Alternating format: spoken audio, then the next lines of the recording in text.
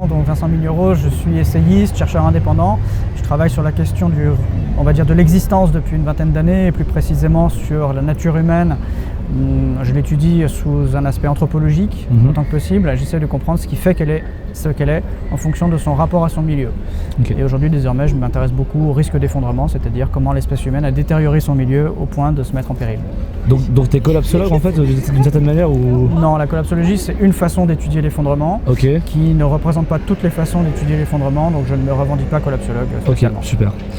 Alors, il y a un mot que je t'ai entendu énumérer 2-3 fois dans la première conférence, c'était le mot anarchisme. Oui. C'est quoi ta définition de l'anarchisme pour toi?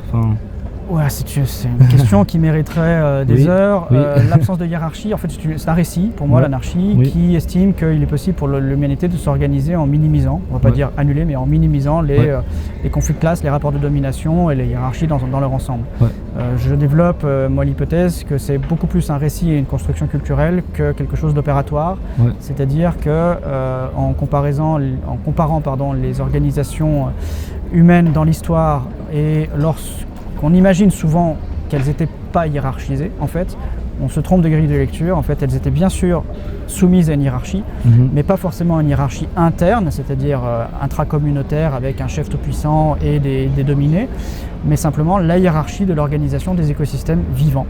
Et en fait, ça n'est pas du tout une absence de hiérarchie, c'est simplement une hiérarchie qui est extérieure à l'organisation des communautés. Donc en fait, les chasseurs-cueilleurs, et en fait toutes les espèces, sont soumises à une forme de distribution de la possibilité d'exister qui part de l'entrée énergétique des écosystèmes jusqu'à la sortie, qui est les grands prédateurs. Et en fait, toutes les strates d'organisation, dont l'espèce humaine, sont forcément intégrées à une forme de hiérarchie dans la distribution des potentiels d'existence. Donc, l'anarchie, en tant qu'objet politique, c'est pour moi extrêmement intéressant, mais ça n'est pas quelque chose dont on peut imaginer qu'elle puisse être une forme d'organisation compatible avec la contrainte qu'on va vivre. Pour la raison que, en fait, le retour de la contrainte, c'est le retour de la hiérarchie du vivant. Et tout est hiérarchique. En fait, la distribution de l'énergie, elle est hiérarchisée. Il y a forcément quelqu'un qui la prend quelque part et un dernier qui la consomme, avec toutes les strates de transformation entre celui qui prend initialement l'énergie et le dernier qui la consomme. C'est pas une hiérarchie morale, attention, je ne parle pas de morale. Sur le plan moral, je suis anarchiste sur le plan moral, c'est-à-dire que je suis contre les rapports de domination. Et tous les rapports d'avilissement, je ne défends absolument pas ça. Je relativise simplement le discours anarchique en le sortant de la morale, en disant les sociétés sont toujours organisées dans un rapport hiérarchique quelque part, avec quelqu'un qui a plus de pouvoir de générer de l'existence pour les autres que les autres. Ok, parfait, ça c'est clair.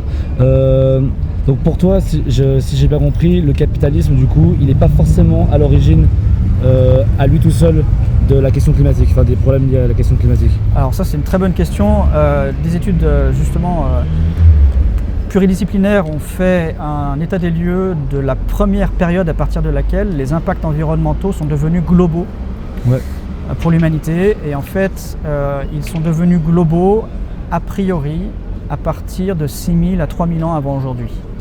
C'est-à-dire dans des situations où il y avait encore énormément de chasseurs-cueilleurs proportionnellement à la population globale, et aussi des quantités de sociétés déjà agricoles et bientôt des sociétés étatiques avec la cité organisée.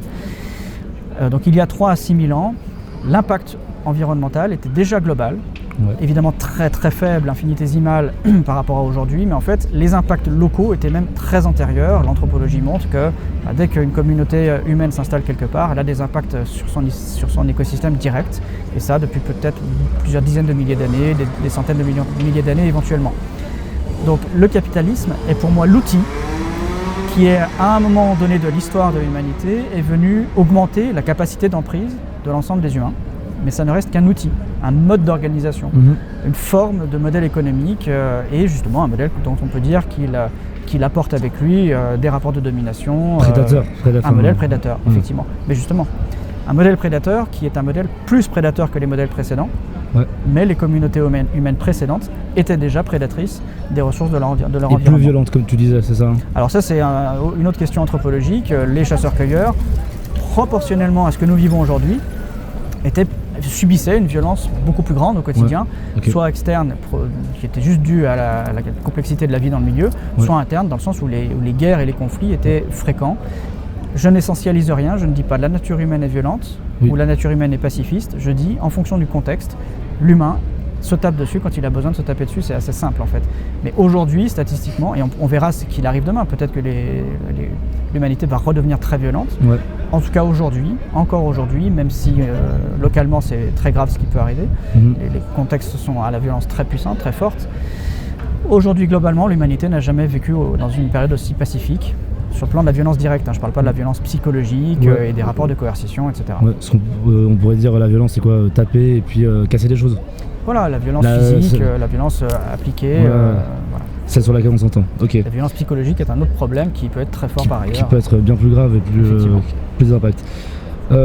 Prochaine question, ouais, alors j'imagine que tu es un peu dégoûté, parce que tu parlais de politique, d'organisation de la société, mais du coup j'imagine que comme beaucoup d'autres et comme moi aussi, tu es dégoûté de la politique institutionnelle. Et c'est ce qui fait que tu n'as pas trop envie de mettre le pied dedans, ou tu vois ce que je veux dire ? Dégoûté, c'est pas le mot, je pense qu'il y a justement un rapport de force à rééquilibrer. Il faut replacer le politique là où il doit se placer, et d'ailleurs là où il se plaçait dans les communautés qui avaient des organisations très stables par rapport à leur interaction avec leur milieu. Ouais. Le politique est au service de la communauté et non l'inverse. Là, on a plutôt le sentiment que le votant doit se soumettre aux grandes voix proposées par les principaux partis. En fait, il faut considérer que celui qui est élu doit soumettre son mandat totalement à l'organisation de la société. Et là, on a plutôt l'impression que ceux qui sont élus organisent le système plutôt dans leurs intérêts. Eh bien, ce n'est pas le cas des chasseurs-cueilleurs dont on pense justement qu'ils avaient des organisations moins hiérarchisées. Le politique avait un rôle extrêmement régulateur et faisait l'interface avec un milieu que les chasseurs-cueilleurs convoquaient systématiquement pour prendre des décisions. Et c'était ça le rôle du politique. Alors qu'aujourd'hui, le politique se convoque surtout lui-même pour prendre des décisions. Ouais. Voilà. C'est un peu simplifié comme discours, mais en tout cas, je ne suis pas dégoûté. Je constate juste que le politique tel qu'il s'est construit en période de croissance n'est peut-être pas celui qu'on peut espérer en période de décroissance. Ou de déclin ou d'effondrement. C'est quoi ta motivation pour continuer tout ça, sachant que tu sais pertinemment que le combat est, en tout cas sur la question climatique, est d'ores et déjà, comment on va dire, écrit, on va dire, comme tu disais par rapport à l'histoire du gâteau cramé. Ouais.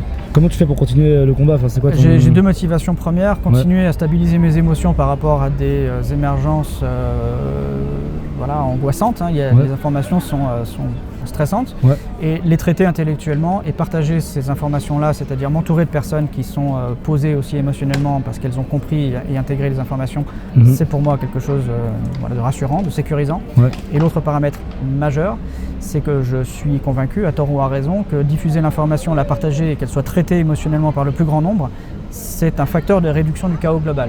Okay. C'est-à-dire qu'on sera d'autant plus potentiellement violent que nous réaliserons les risques et les contraintes après coup ou brutalement.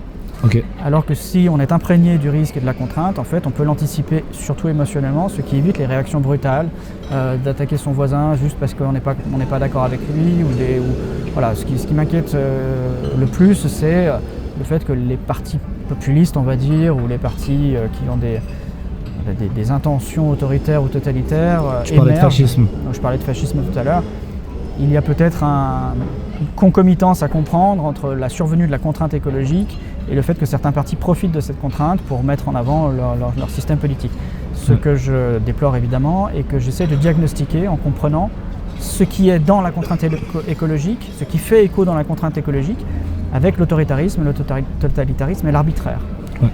Et je propose l'idée que justement ces trois paramètres, ces trois injonctions, autoritarisme, totalitarisme et arbitraire, font intrinsèquement partie de l'évolution du vivant sur la planète depuis 4 milliards d'années, et que du coup il n'est pas très surprenant que la question écologique, un petit peu intrinsèquement, vienne ramener dans le débat ces trois injonctions et qu'elles soient instrumentalisées par des partis que je ne souhaite pas voir au pouvoir.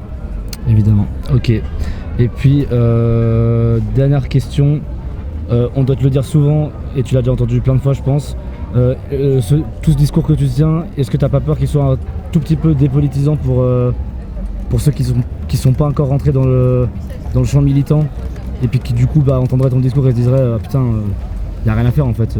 Je viens de démontrer qu'il y a tout à faire pour éviter politiquement la survenue du pire dans l'organisation de nos sociétés. Donc je réfute cette accusation. Mais tu l'as déjà entendu ou pas? Très souvent, oui. Mais en fait, elle s'adresse moins à moi qu'à la collapsologie. Et il y a d'autres façons d'aborder l'effondrement. C'est plutôt la critique des collapsologues, plutôt celle-là. C'est plutôt ce qu'on entend dire contre la collapsologie. Oui. Mais moi, personnellement, ça n'a pas été mon cas. Hein. Je me suis pas senti, je me dis pas, il n'y a plus rien à faire en entendant tes discours, mais peut-être que certaines personnes peuvent se dire ça, je sais pas. Pour être honnête, à mon égard, à mon endroit, assez peu. Voilà. Ok. Dans l'entourage que tu côtoies, etc. Ouais. Ok, super. Voilà. Merci pour avoir répondu à mes questions. Je t'en prie, merci à toi.